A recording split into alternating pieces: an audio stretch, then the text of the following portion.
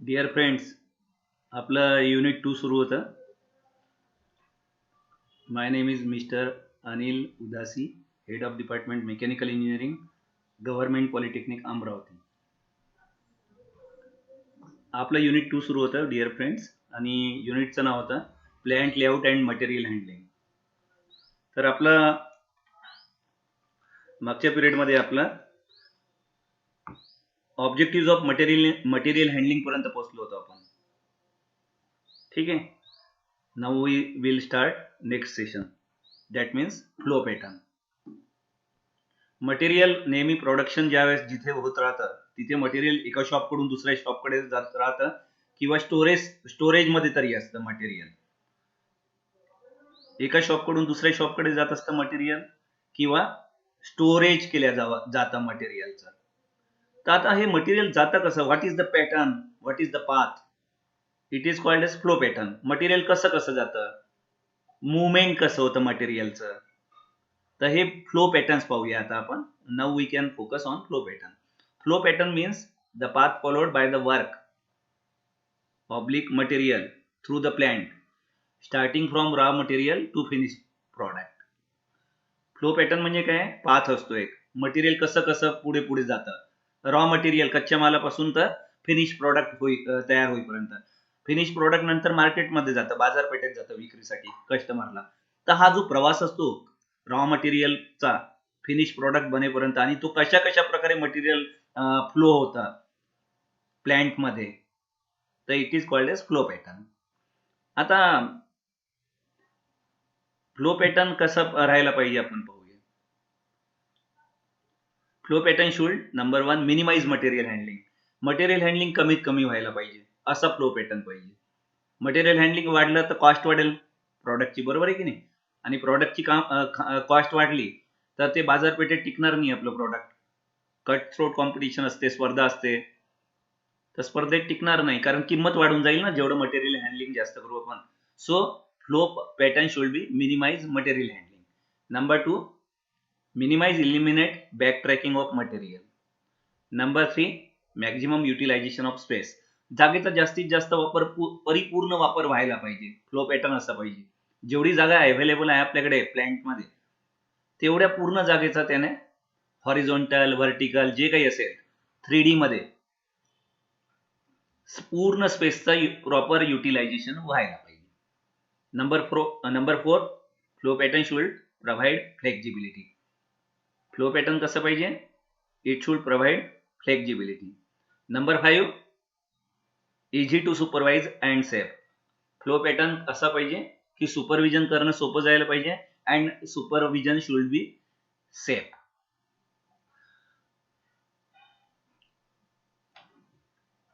Next, different types of flow pattern. आता types काय आहे आपले फ्लो पॅटर्नचे? पुन्हा तुम्हाला सांगतो, फ्लो पॅटर्न म्हणजे काय असतो, प्लांटमध्ये त्याचा फ्लो कसा होत राहतो, मटेरियलचा फ्लो कसा होत राहतो, starting from raw material to the finish product. हा पूर्ण जो प्रवास असतो त्याला फ्लो पॅटर्न म्हणतात. प्लांटमध्ये जो प्रवास चालू असतो रॉ मटेरियलचा फिनिश प्रॉडक्ट बनेपर्यंत. आता different types of flow pattern. Number 1, I flow और line flow. Number 2, L flow. Number 3, U flow. Number 4, S flow. Number 5, O flow. आता we can see all the different types of flow pattern in detail. Number 1, I flow or line flow. It is the simplest form of flow. सगळ्यात सोपं प्रकार आहे. In this, materials are fed at one end and components leave the line at the other end. Material, raw material एका end कडून pass on होतात, आणि components जे तयार होतात components, they leave the line at the other end. Figure पहा, figure मध्ये तुम्हाला रॉ मटेरियल एका बाजूने येताना दिसतंय आणि components leave the line at the other end. It is preferred for building automobile industries. So this is the application of I flow or line flow. It is preferred for building automobile industries. Number 2, this is the second type of flow pattern, L flow. It is similar to I flow and is used where I line cannot be accommodated in the available space. आता I flow जिथे space मध्ये सामावून घेतल्या जात नाही.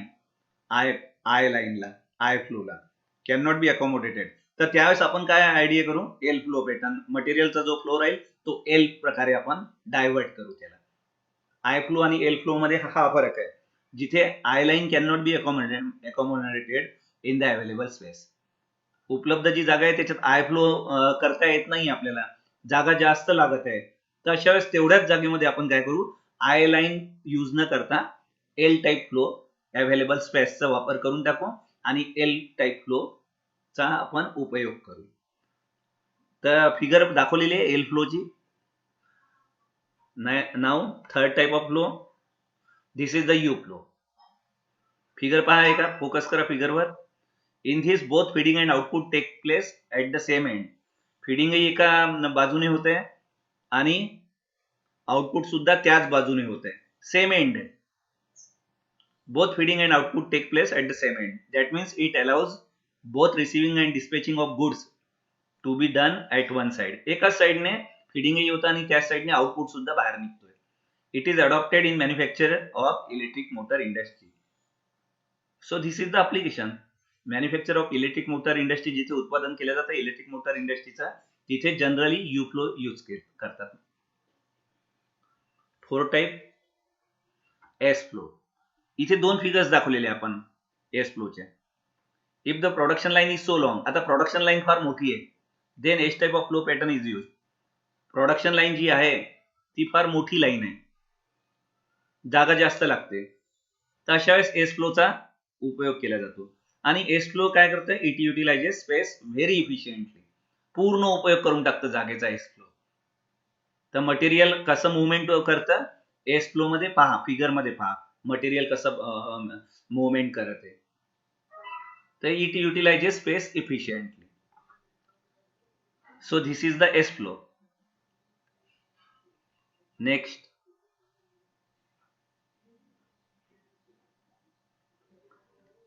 पाचवा प्रकार आहे, fifth type is O flow. This type is used where process or operations are performed on a rotary table or a rotary handling system. आता where processes or operations are performed on a rotary table or a rotary handling system, table rotate होत राहतो आणि तिथे ओ flow type use केलं जातं. Movement कसं असतं, rotary असतं मटेरियलचं. The components are moved from one working station to the other. Components कसे मूव्ह होतात, एका मशीनकडून दुसऱ्या मशीनकडे. And when they leave the O line, a complete set of processes or operations have been performed. आणि ज्यावेळेस ते ओ लाईन पूर्ण करून बाहेर निघतात तर त्या वेळेस सगळे ऑपरेशन संपलेले असतात. O flow can be adopted by industries manufacturing electric bulbs. O flow कुठे यूज केलं जातं, what is the application of O flow, it can be adopted by industries manufacturing electric bulbs.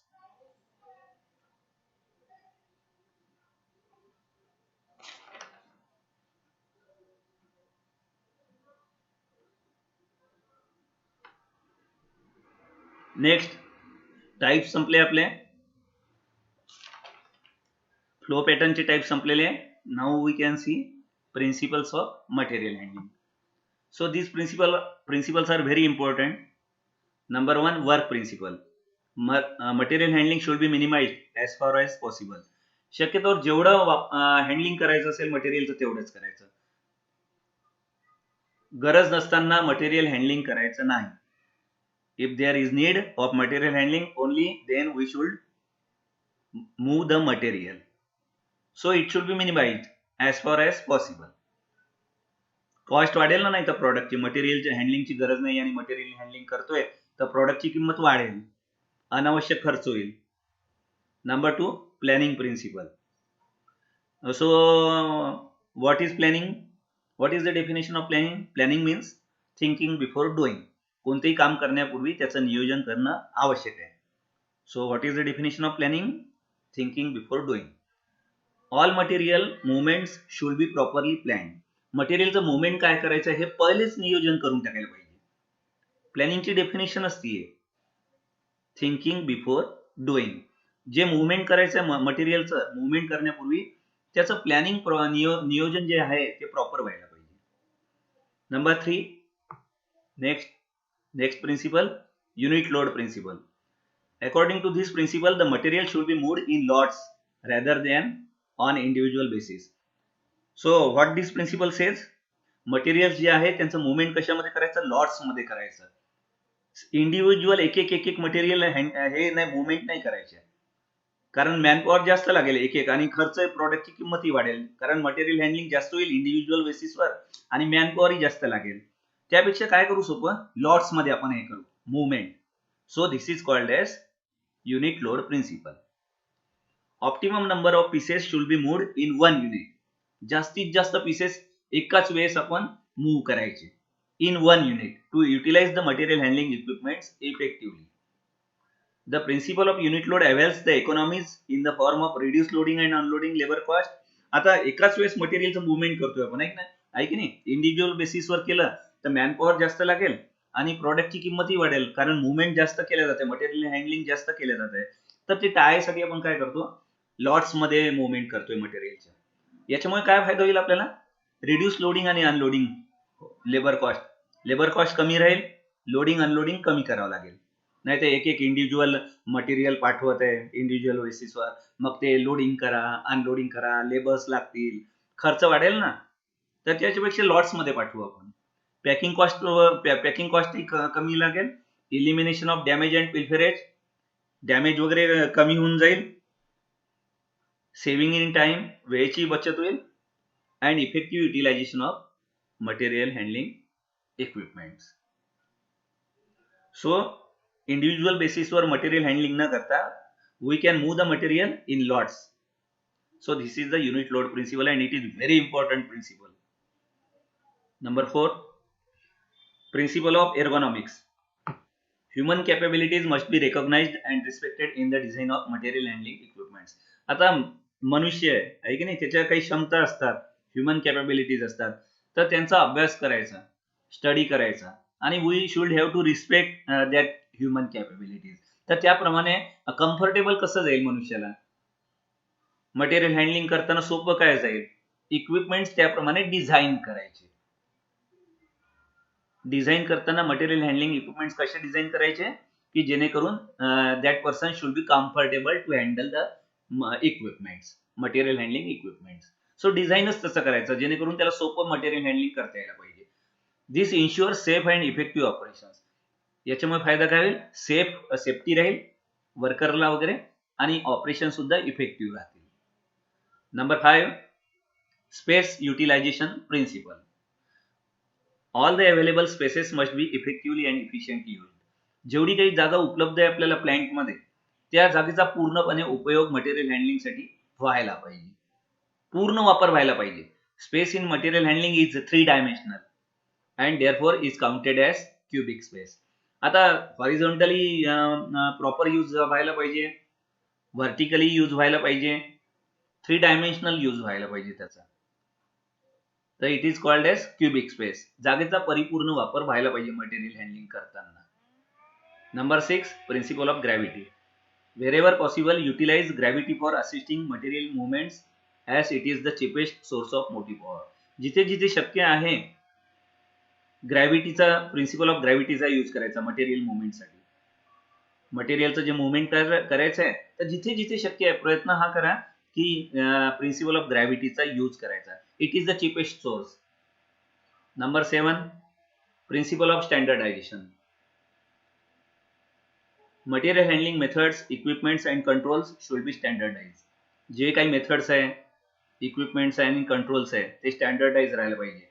एकच जॉब करायचा असेल तर आपण पाहतो इंडस्ट्रीमध्ये एक जॉब 10 लोक किंवा 12 लोक तयार करतात आणि जॉब सेम आहे, तर त्याच्यासाठी सेम जॉब आहे ना, तर मशिनरी सारखे यूज करायच्या, टूल्स सारखे यूज करायचे, मेथड सारखी यूज करायची, मॅन्युफॅक्चरिंग मेथड स्टँडर्डाइज करून टाकायचं सगळं.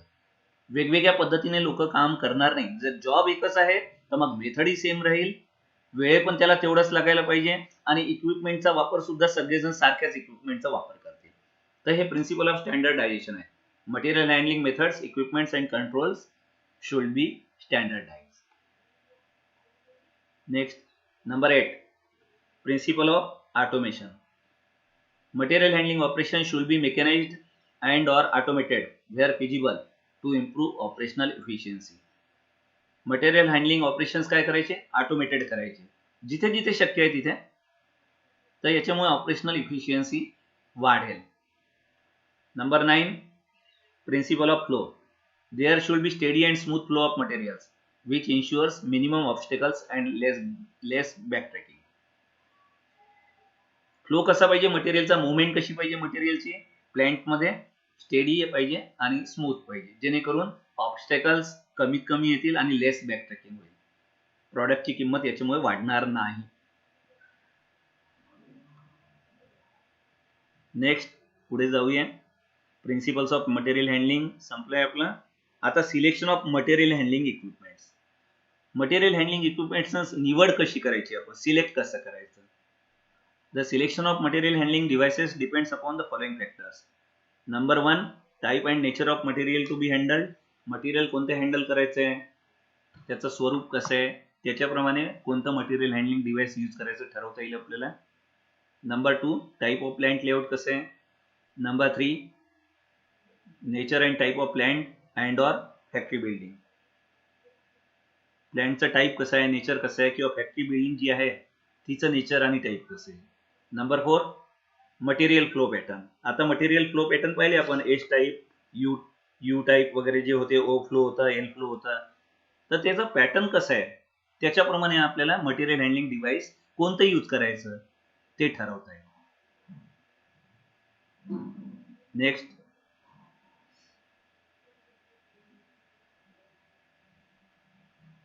नंबर 5 कंटिन्यू करूया आपण. Selection of material handling equipments, installation and operating cost of material handling system.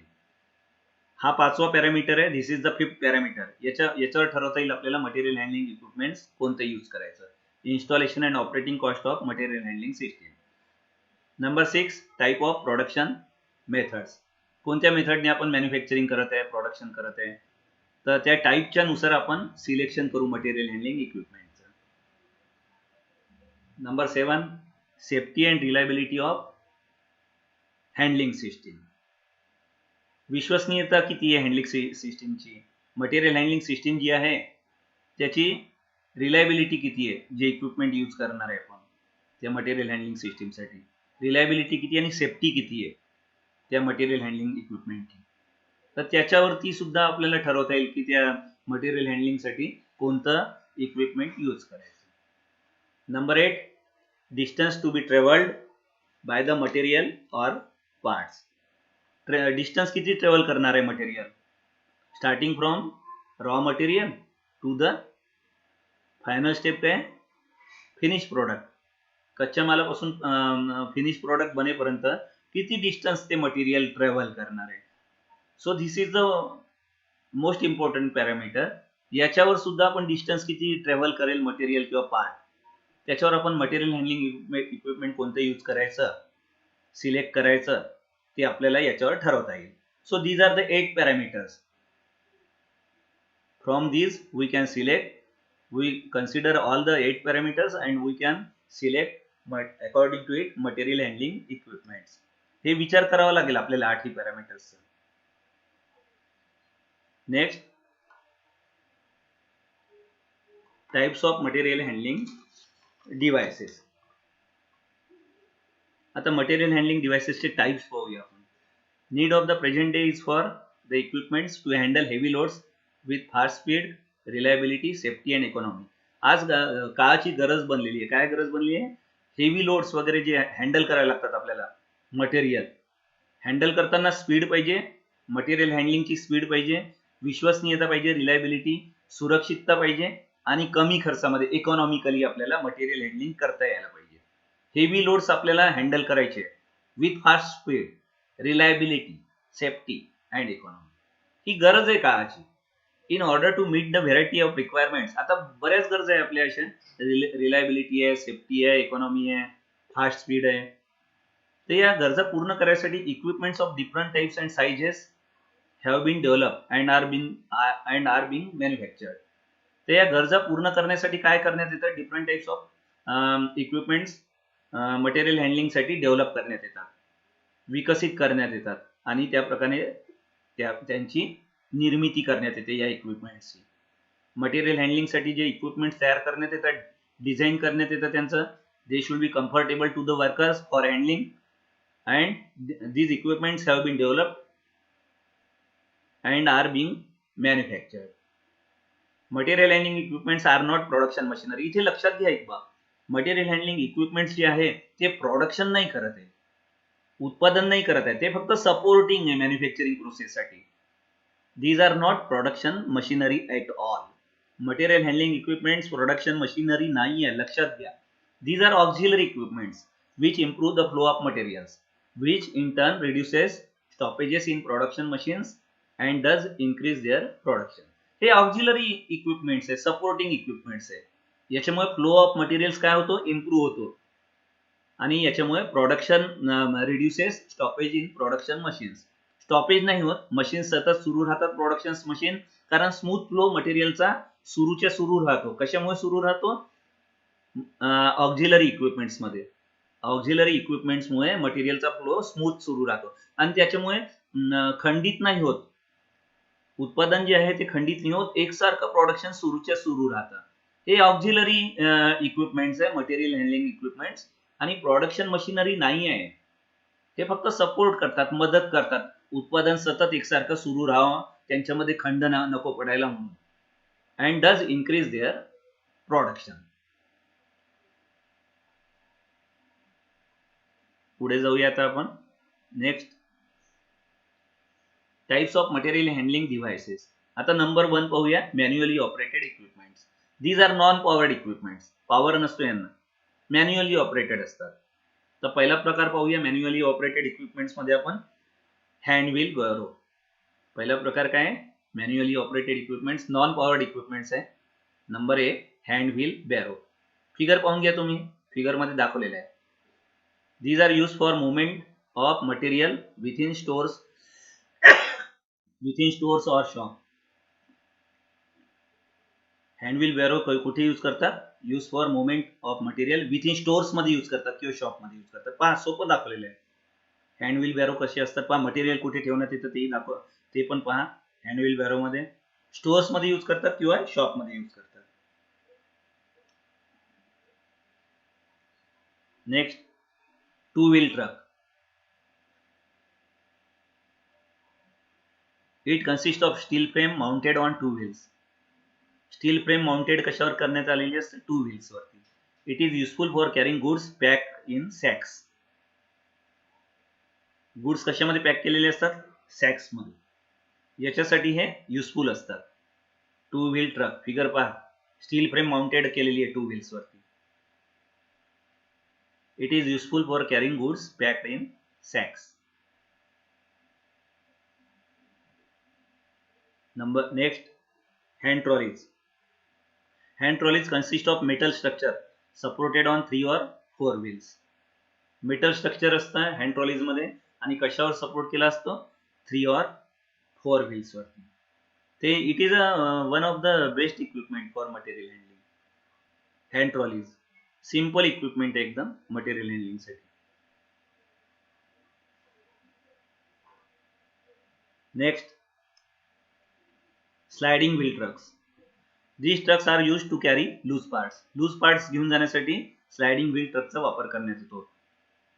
They are made up of wooden or steel structure. Wooden structure असतं किंवा steel structure असतं. Sliding असतात, पहा तुम्हाला दिसतंय फिगर मध्ये, स्लायडिंग असतात ते. So therefore these are called as sliding wheel trucks. Loose parts साठी वापरतात हे, carry loose parts.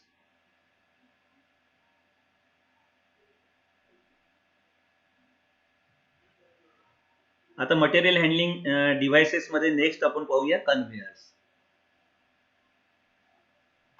Material handling devices मध्ये नेक्स्ट पाहूया आपण conveyors. Number 2, it is a fix apparatus used to move materials from one fixed point to another fixed point. Fix apparatus असतं आणि movement कसं असतं मटेरियलचं, from one fix point to another fix point. So there are various types of conveyors. पहिला प्रकार आहे belt conveyors, number B roller conveyors, number C screw conveyors, and number D bucket conveyors. So we can see it in details. These are the 4 types of conveyors.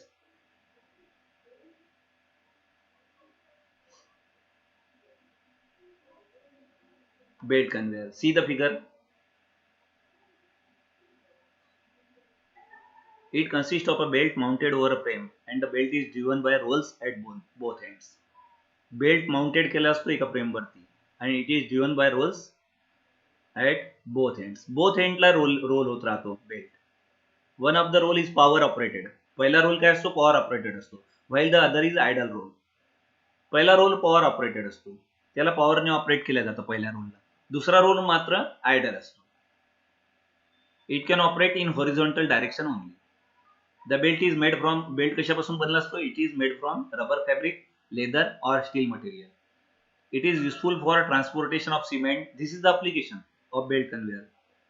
It is used for transportation of cement, coal and other similar material.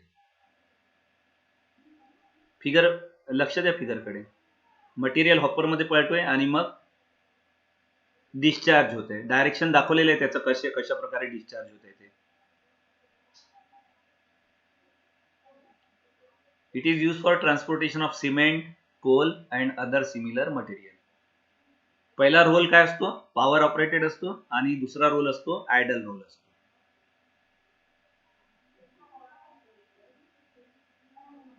Direction सुद्धा दाखवलेली आहे मटेरियलची. Hopper मधून येतं आणि मग discharge होतं. Next, roller conveyors. So this is the second type of conveyor. This type consists of rollers supported in frames over which materials are allowed to move. याच्यात रोलर्स असतात सपोर्टेड इन फ्रेम्स. फिगर मध्ये पहा, rollers ते एकमेकांना लागून लागून लागून आहे रोलर्स आणि मटेरियल्स याच्यावर मूव्ह होतं. They are driven by power और ग्रॅव्हिटी. आता दोन्ही प्रकारे हे रोलर्स जे असतात ना, यांचं मुवमेंट कसं करतात? पॉवरनी होतं रोलर्सचं मुवमेंट किंवा ग्रॅव्हिटीनी होतं. रोलर्स रोल होत राहतात, पॉवरनी होतात किंवा ग्रॅव्हिटीने होतात. Loads with rigid and smooth base are moved on the roller conveyors. Rigid and smooth base are moved on the roller conveyors. Other items can be moved after placing them on flat boards. आता load जे असेल, movement ज्यांना करायचं आहे conveyor, roller conveyor, ते कसे पाहिजे? Rigid पाहिजे आणि त्यांचा बेस कसा पाहिजे? स्मूथ बेस पाहिजे, तरच ते रोल होतील. अन्यथा होणार नाही ते लोड. ते लोड मुवमेंट करू शकणार नाही. केव्हा करेल लोडचं मुवमेंट? जेव्हा रिजिड राहतील आणि त्यांचा बेस स्मूथ राहील. Other items can be moved. दुसरे पण आयटम्स मूव्ह होऊ शकतात, पण केव्हा? After placing them on flat boards. त्यांना फ्लॅट बोर्ड वरती प्लेस करावं लागेल अदर आयटम्सला. तर पहा फिगर मध्ये लक्षात येईल तुमच्या, रोलर्स दाखवले लागून लागून ते, आणि ते पॉवरने ड्रिव्हन होतात किंवा ग्रॅव्हिटीने सुद्धा ड्रिव्हन होतात. पहिलेचे 2-4 हे फिरवले आपण रोलर्स ग्रॅव्हिटीने, तर ऑटोमॅटिक ते ग्रॅव्हिटीने बरोबर रोल होत जातात सगळे रोलर्स. ग्रॅव्हिटीने सुद्धा पहिलेचे 8-10 रोलर्स तुम्ही हे करा, रोल करा, ऑटोमॅटिक सगळे रोलर्स फिरत राहतात मग ड्यू टू ग्रॅव्हिटी. तर दोन्ही याच्याने ड्राईव्ह करता येतात रोलर कन्व्हेयर्स, बाय पॉवर और ग्रॅव्हिटी. तर मटेरियल हँडलिंगचा हा एक चांगलं इक्विपमेंट आहे roller conveyors. Next,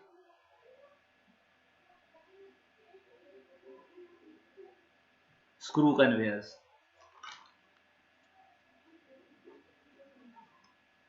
It consists of a screw in the form of helix rotating in a tube. याचा स्क्रू असतोय in the form of helix. हेलिक्सच्या स्वरूपात असतो स्क्रू आणि तो ट्यूब मध्ये रोटेट होत राहतो.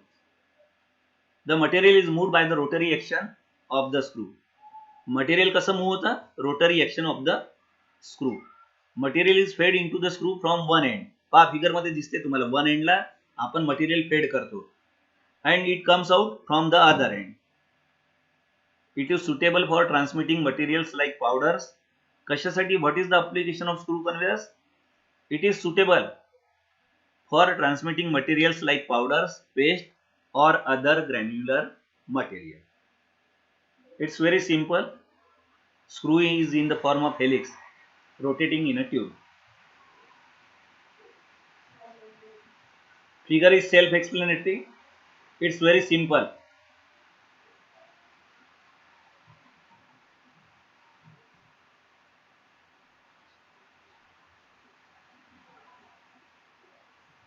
Next, bucket conveyors. These are used to move coals, chemicals, cement, etc. यांचा शक्यतोवर वापर कुठे करण्यात येतो? जनरली कोल्स, केमिकल्स आणि सिमेंटच्या मुवमेंटसाठी. The buckets may be mounted on a chain or a belt. Buckets कुठे माउंट करण्यात येतात? चेन किंवा बेल्ट वरती. Material is fed in at the bottom and is delivered either by gravity or by centrifugal action as the buckets invert after passing over the head of the inverter. आता कोळसा, chemical, cement यांच्या मुवमेंटसाठी bucket कन्व्हेयरचा जास्तीत जास्त वापर करण्यात येतो. आणि हे बकेट्स कुठे माउंटेड करण्यात येतात? These are mounted on a chain or a belt as shown in the figure. Gravity किंवा सेंट्रिफ्युगल ॲक्शन या दोघांपैकी कशाचाही वापर करता येईल आपल्याला मटेरियल हँडलिंगसाठी. So this figure is very simple and explains how the movement of material is carried out through buckets.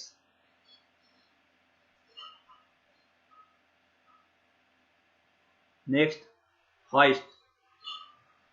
Hoist are used to lift materials and lower them. कशासाठी वापरतात hoist? हे सुद्धा मटेरियल हँडलिंग इक्विपमेंट आहे. To lift material and lower them. उचलायचं त्यांना आणि lower खालती ठेवायचं. To lift materials and lower them. A common application is in foundries and steel mills where they hoist raw materials into cupolas and furnaces. Common applications कुठे पाहायला मिळेल आपल्याला? hoistचा foundries and steel mills. Foundries and steel mills. hoist इथे नेहमी आपल्याला पाहायला मिळतील. And what is the utility of hoist? These are used to lift material and lower them. Figure कडे लक्ष द्या.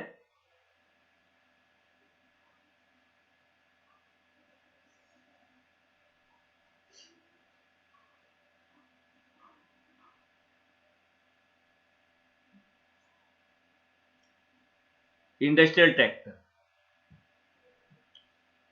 Material handling equipment. Next, industrial tractor.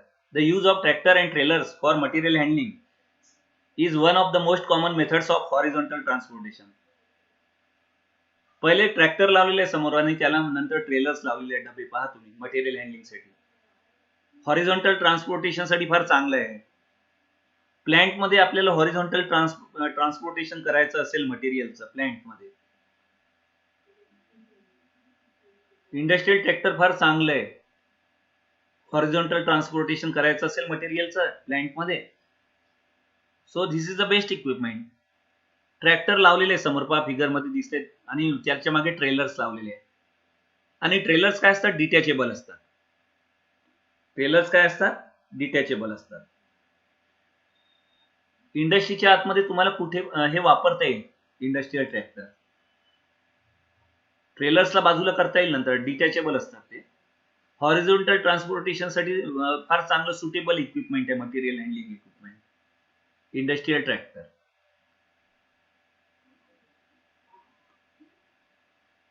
पुढे जाऊया. Forklift trucks. आता तुम्ही वॉलमार्ट मध्ये वगैरे गेले असाल तुम्ही, तर तुम्ही पाहिलेलं असेल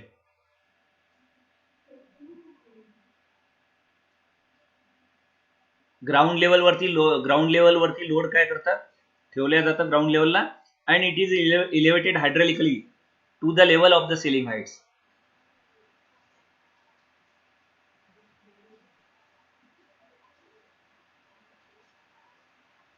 फॉर्कलिफ्ट ट्रक्स वॉलमार्ट मध्ये शक्यतोवर पाहायला मिळेल आपल्याला, बऱ्याच ठिकाणी पाहायला मिळतं आपल्याला. ग्राउंड लेवल वरती ते लोड ठेवण्यात येतं फॉर्क वरती आणि इट इज इलेव्हेटेड हायड्रॉलिकली वरती उचलण्यात येतात. आणि कुठे ठेवण्यात येतं ते कुठपर्यंत उचलले जातात? To the level of the ceiling heights. Steering वगैरे दाखवलेलं आहे, व्हर्टिकल गाईड दाखवलेलं पहा, फॉर्क दाखवलेलं आहे.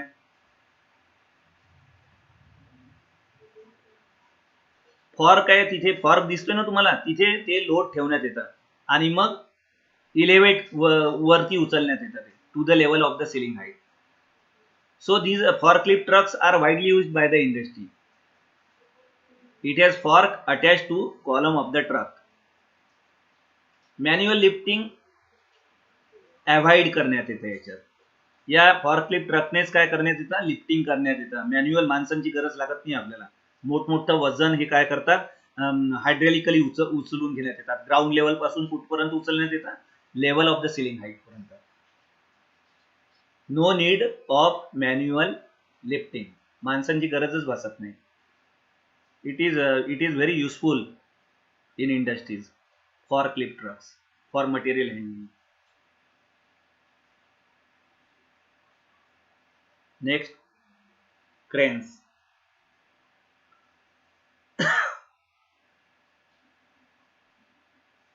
Crane is a material handling equipment designed for lifting and moving heavy loads using one or more overhead beams for support. Crane सुद्धा एक चांगलं आहे material handling equipment, design for lifting and moving heavy loads. कशासाठी design करण्यात येतं क्रेनचं, for lifting and moving heavy loads using one or more overhead beams for support. So this is the first type of crane, breech crane. पहिला प्रकार पाहूया क्रेनचा आपण, bridge crane. It is also called as electric overhead travel, EOT crane. Bridge क्रेनला दुसरं नाव काय, EOT crane, electric overhead travel crane. The two movements perpendicular to one another can be obtained by motors and the vertical movement is obtained by hoist. It is used in, what is the application of bridge crane? It is used in foundry, powerhouse, chemical plants, heavy fabrication industries and steel industry, etc. So bridge crane is also called as electric overhead travel crane, EOT. इथे तीन movements दाखवलेले आहे. Two movements perpendicular to one another and in addition to it there is a vertical movement also. It is obtained by hoist. Figure पाहूया bridge क्रेनची आपण.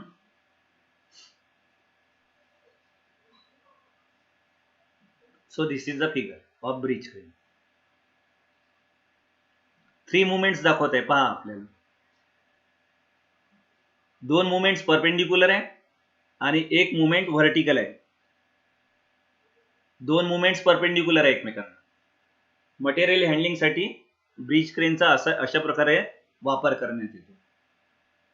Horizontally आणि vertically सुद्धा करण्यात येतात आणि एक परपेंडिक्युलर डायरेक्शन आहे हॉरिझॉन्टलला. तीन डायरेक्शन मध्ये मटेरियल हँडलिंग करण्यात येतं. So it is the bridge crane.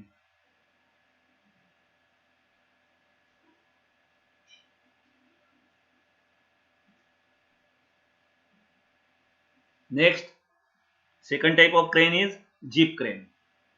A jeep crane is a typical revolving crane. Jeep crane revolving असते, लक्षात घ्या, रिव्हॉल्व होत राहते. It is also called as a pillar crane. एक पिलर दिसतोय तुम्हाला माहिती आहे, उभा व्हर्टिकल जो दिसतोय ना, it is a pillar. A jeep crane is a typical revolving crane. Revolving crane आहे, रोटेट होत राहते. It is also called as a pillar crane. Pillar शब्द का आलेला आहे, कारण एक व्हर्टिकल तुम्हाला हे दिसतोय, पिलर दिसतोय या फिगर मध्ये, त्याच्यामुळे हिला पिलर क्रेन सुद्धा म्हणतात. त्या पिलर वरती ती क्रेन आधारित आहे, स्टँड आहे, त्याच्यामुळे पिलर क्रेन सुद्धा म्हणतात. A hoist is attached to the arm to provide lifting capability. The arm can rotate and the hoist can move along the arm to achieve a wide coverage.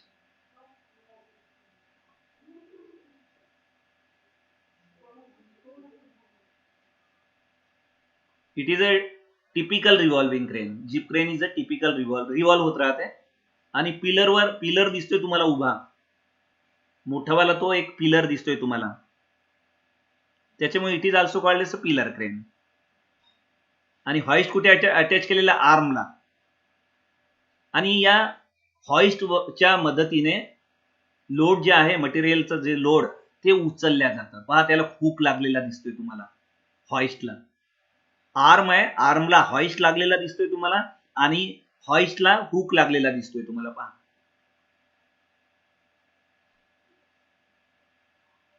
आर्मला काय लावलेलं आहे, hoist. हॉइस्टला काय लावलेलं आहे, hook. A hoist is attached to the arm to provide lifting capability. त्या हुकच्या मदतीने आपण लिफ्ट करू शकतो लोड मटेरियलचं. आर्म रोटेट होत राहतो आणि हॉइस्ट काय करते, hoist can move along the arm to achieve a wide coverage.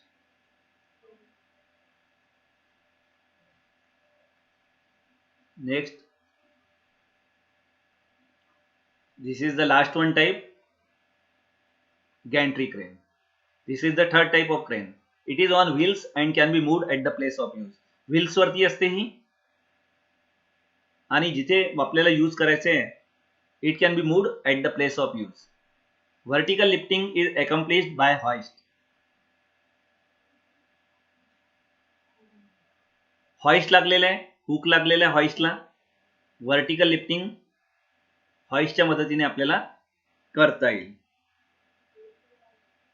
इथे हॉरिझॉन्टल मुवमेंटही आहे मटेरियलचा, एकीकडून दुसरीकडे हॉरिझॉन्टली मटेरियल घेऊन जाता येईल आणि लिफ्टिंग सुद्धा करता येईल. व्हर्टिकल लिफ्टिंग हॉइस्टच्या मदतीने व्हर्टिकल लिफ्टिंगही करता येईल आणि हॉरिझॉन्टली सुद्धा त्या मटेरियलला घेऊन जाता येईल. मुवमेंट कसं राहील, horizontal and in addition to it vertical movement of material.